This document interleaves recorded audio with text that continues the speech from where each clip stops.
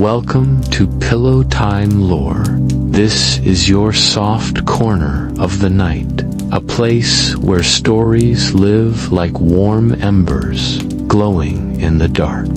Before we begin, take a moment to slow down. Let your body melt into whatever holds you, your bed, your chair, or that cozy blanket wrapped around your shoulders. Feel how the day begins to drift away, piece by piece, as if it never belonged to you in the first place. Outside your window, the night is calm. The world has quieted down, and the sky has dressed itself in stars. Imagine gentle snowflakes floating in the distance, each one falling without hurry, without noise, just a silent rhythm to remind you that everything is allowed to slow. And here, in this moment, so are you. The glow of a fireplace flickers softly nearby, its warmth wrapping around you like an embrace. The golden light catches on shelves of books, on soft pillows, on every little detail that makes a room feel like home. You breathe in, and the air feels gentle, safe, peaceful. You breathe out, and the weight of today slips further and further away. There is nothing you need to do right now. No expectation, no demand, only rest, only stillness, only the quiet anticipation of a story that will soon take you by the hand and guide you through places that exist just beyond the edge of dreams. So, let the rhythm of your breath carry you deeper into calm. With every inhale, feel your body fill with ease. With every exhale, imagine the clutter of the day dissolving like mist. You are free now, free to wander through the world of tales where time is slower, and every word is a lantern leading you further into comfort. This is Pillowtime Lore, and tonight, a story awaits you.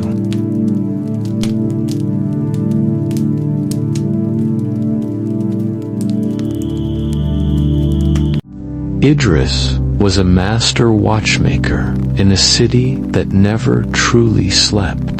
The streets hummed with life during the day, filled with merchants calling out their wares and children chasing each other through narrow alleys. But by night, the city seemed to hold its breath, and that's when Idris truly worked.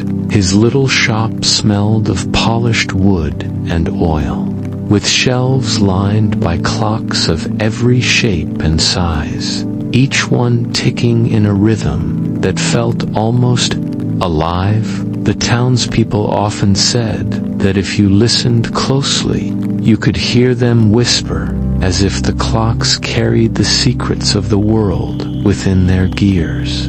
Idris himself was quiet, almost invisible to those who passed his door, nodding politely when greeted, but never lingering in conversation. He preferred the company of his work, the soft click of a gear, the gentle swing of a pendulum. Over the clamor of people, though, he was respected for his skill. Rumors followed him wherever he went. Some said his clocks were magical, others said they were cursed, that anyone who spent too long near them would feel the weight of 1,000 unspoken sorrows. Idris never confirmed or denied any of it. He only knew that there was a hollow space in his chest, a grief he carried quietly, a sorrow that no conversation could fill.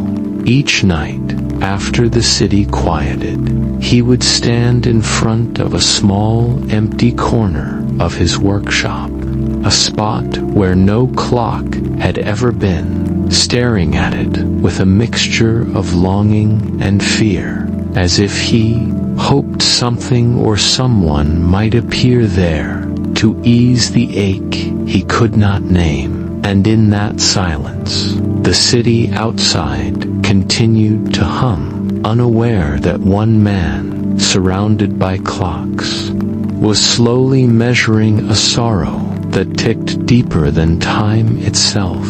It's often remembered that night, as if it were carved into the very walls of his mind. The memory was sharp, cruel, and unyielding. He had stayed late in his workshop, polishing a delicate clock, adjusting its tiny gears until the sound was perfect. The soft ticking was supposed to soothe him, but he didn't realize how much time had passed. Meanwhile, his wife, the light of his life, had grown weak in the small room they shared, calling his name quietly, hoping he would hear her. But the sounds of winding gears and ticking clocks swallowed her voice, and he did not come when he finally rushed to her side, breathless and frantic.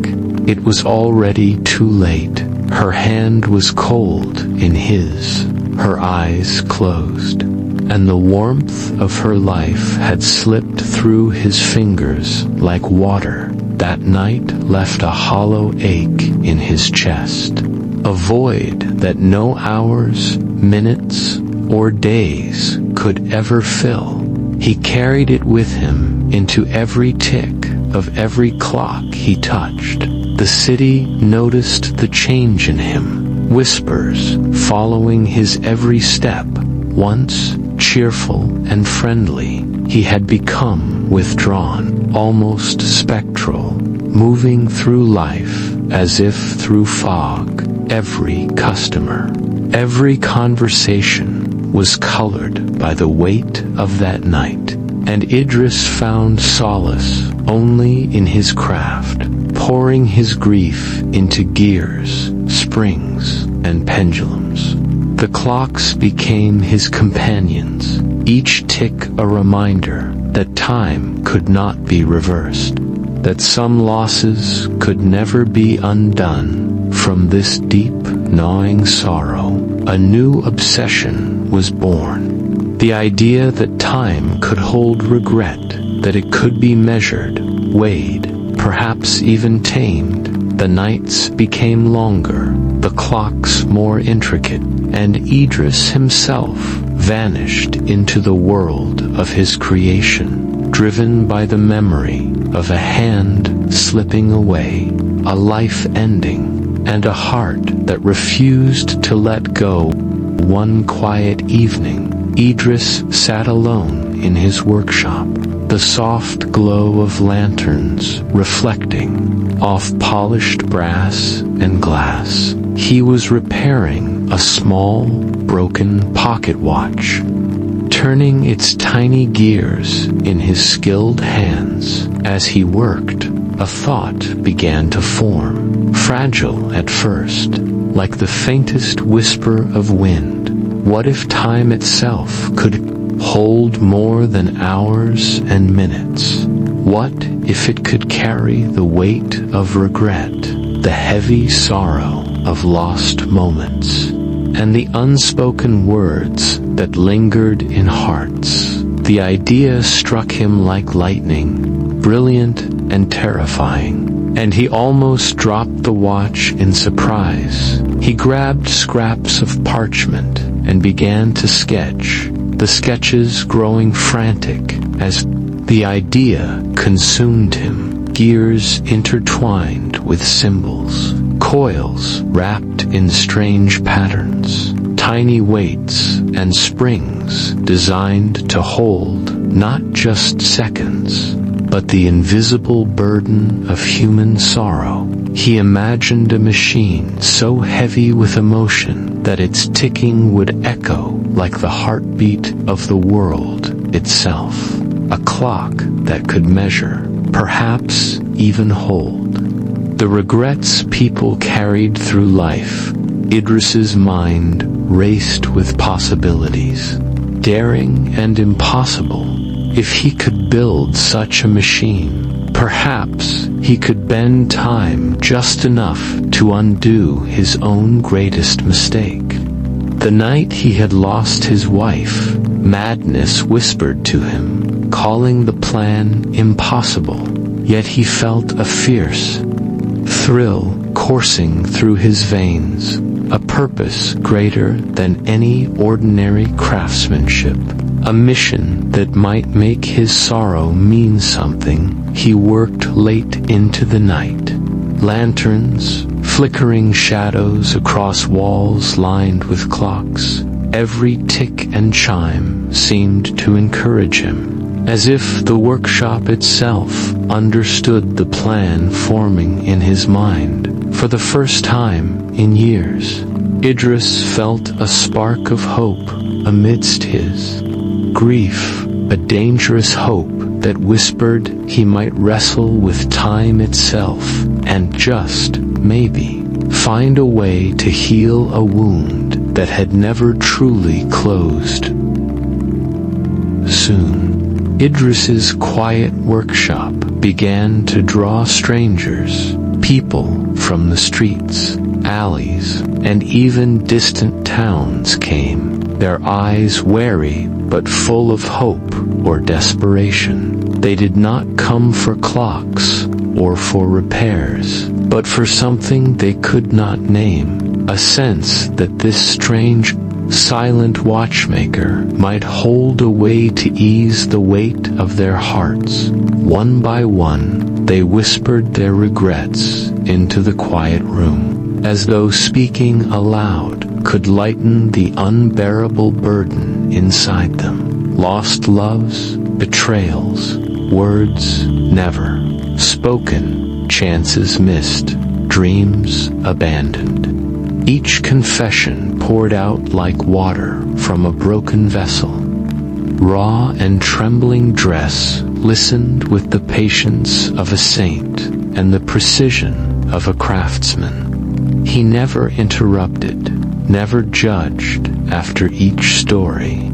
He carefully engraved a symbol or a note onto a small gear, a spring, or a delicate cog, placing it into the hidden machine he had begun building. The clock grew slowly, silently, as if it were alive, absorbing sorrow with a weight no one could see. Strangers left feeling lighter, their steps a little freer, their hearts a little less burdened, though the regret itself never truly vanished, only transferred, hidden within. The ticking machinery that no one could yet understand whispers about Idris and his strange invention began to spread across the city. Some called it a miracle, others said it was a curse, and a few simply avoided the shop, unsettled by its quiet magic. But people kept coming, drawn by a mixture of curiosity, hope, and fear, each person adding their sorrow to the machine, unknowingly feeding Idris's obsession with capturing regret. And through it all, the watchmaker remained silent, alone with his gears, his clocks, and the invisible weight of countless hearts, slowly shaping a machine that might one day hold more than just time itself. With every new regret added, Idris's clock seemed to grow heavier, as if it were carrying the invisible weight of countless hearts.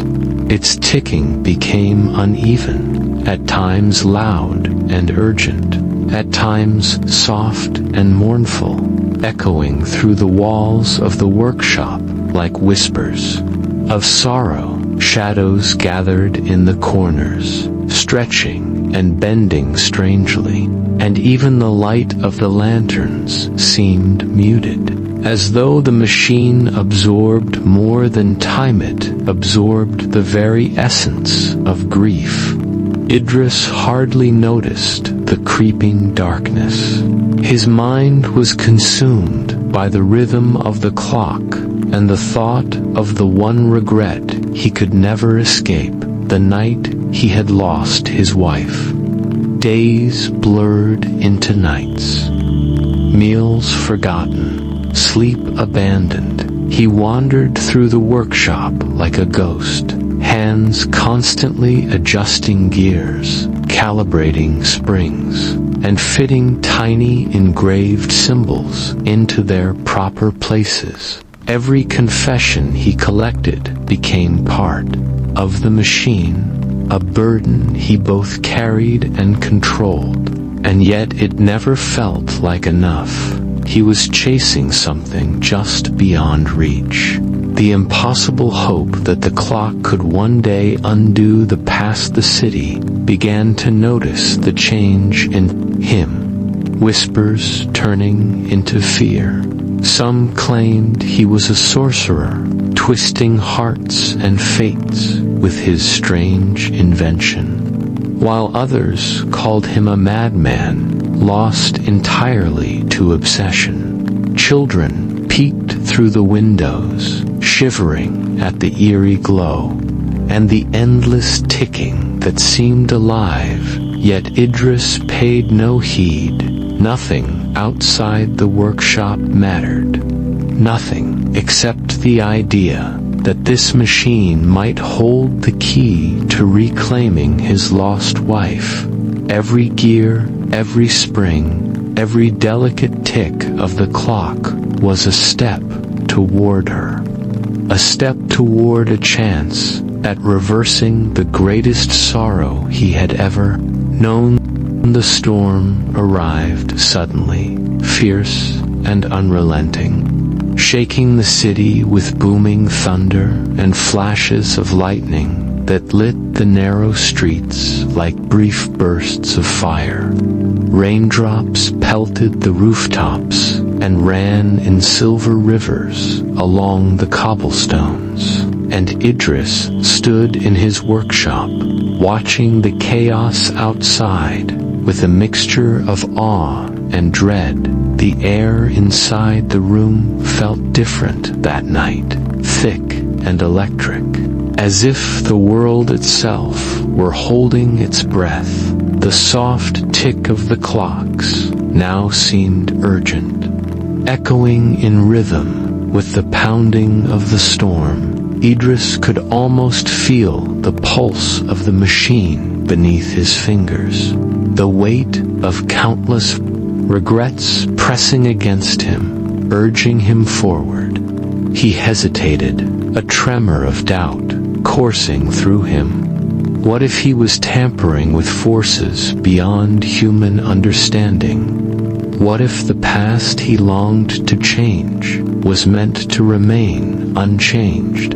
His heart pounded, caught between fear and desire. But the longing to hold his wife once more, to speak the words he had never said, was stronger than caution. The clock, with its intricate gears and engraved symbols, seemed to wait for him, patient yet insistent, as though it understood the gravity of what he was about to attempt. With a deep, shuddering breath, Idris grasped the key and began to wind the machine. The gears turned with a resonant hum, the ticking intensifying until it matched the rhythm of the storm outside. Shadows flickered across the walls, and for a moment, the workshop felt alive, breathing with anticipation. He could feel the weight of regret pressing around him, the culmination of years of sorrow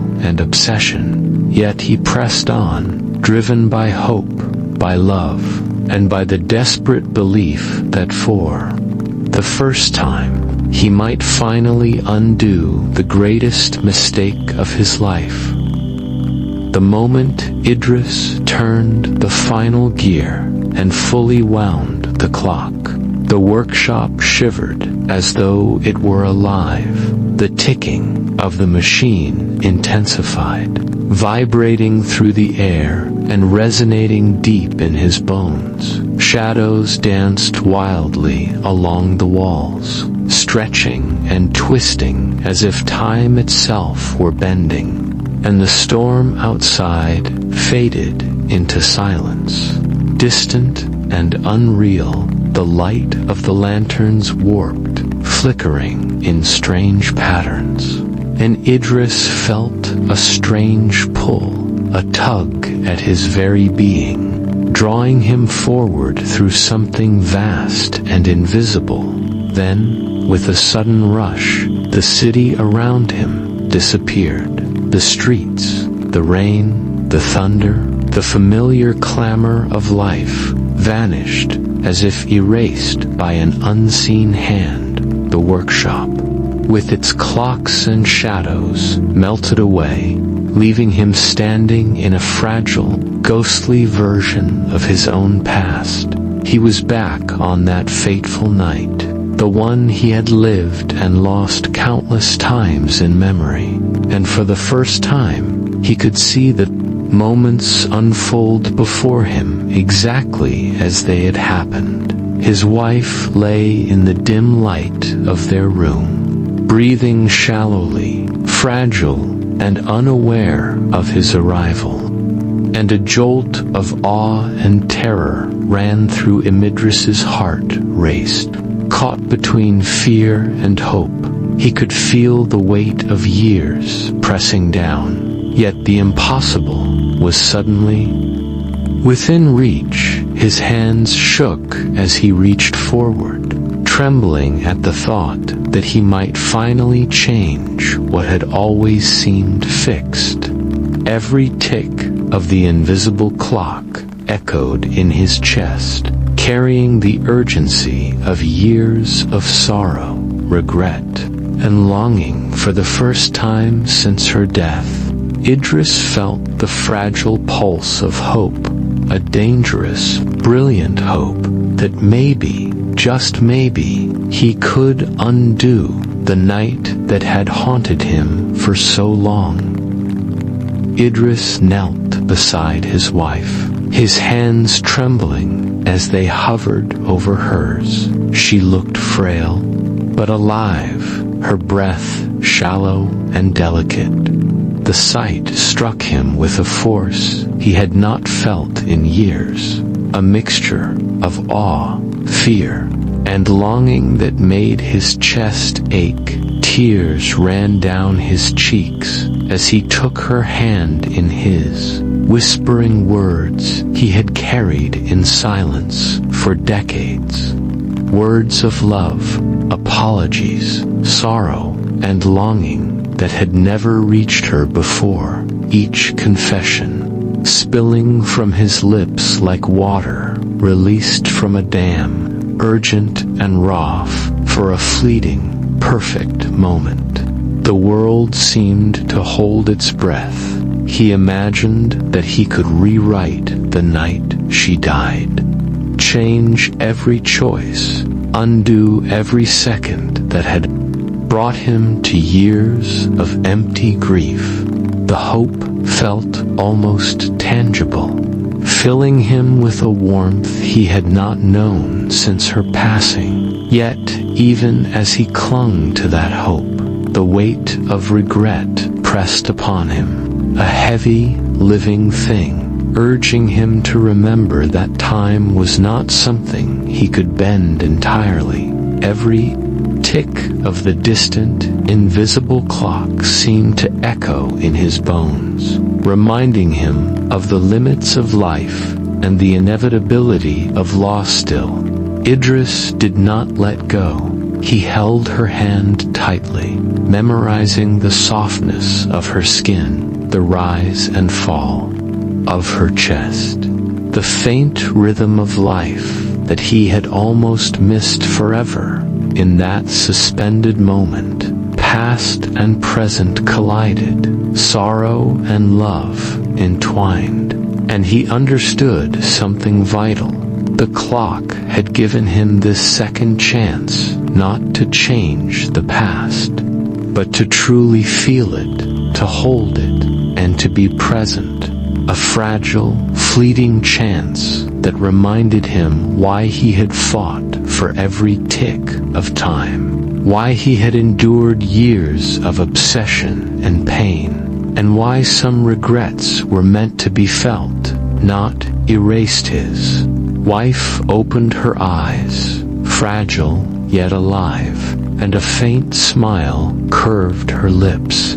The sight pierced Idris's heart with a mixture of relief and sorrow. He had held on to hope for so long, imagining that he could rewrite that night, undo every mistake, erase every lost moment.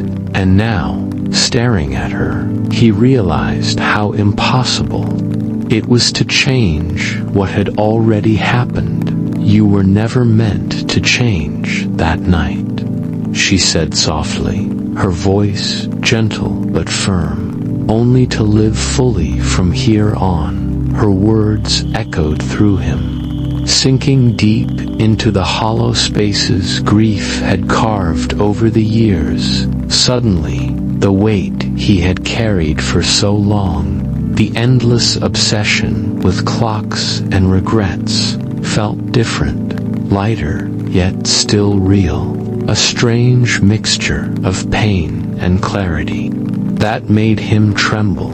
Idris understood then that his regrets had not been a curse alone. They had shaped him into the man she had loved, a man capable of longing, of love, of patience, and of depth that he would never have known otherwise. His sorrow had been part of his growth, part of the story that had made him human. The clock shuddered violently, its gears twisting and snapping under the tension it could no longer contain. Shards of time and regret scattered around the workshop, and Idris was thrown back into the present, gasping as the world snapped into focus. The city outside was normal, the storm gone, and the familiar smell of oil and wood filled the empty workshop.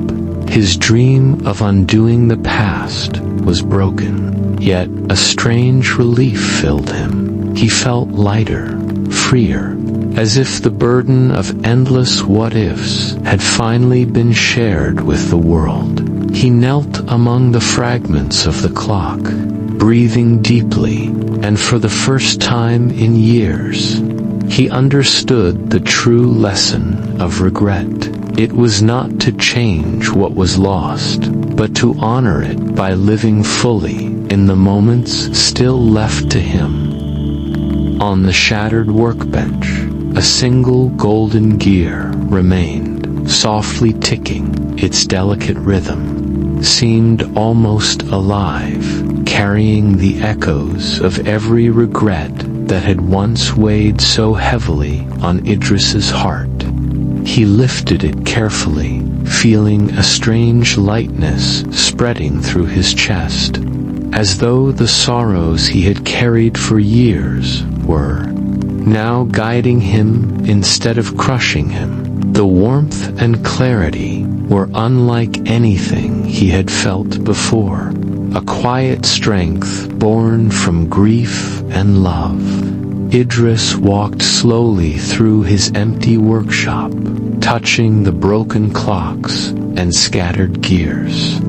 Every piece reminded him of the journey he had taken, the obsession that had nearly consumed him, and the fragile, fleeting moments that had given him a second chance.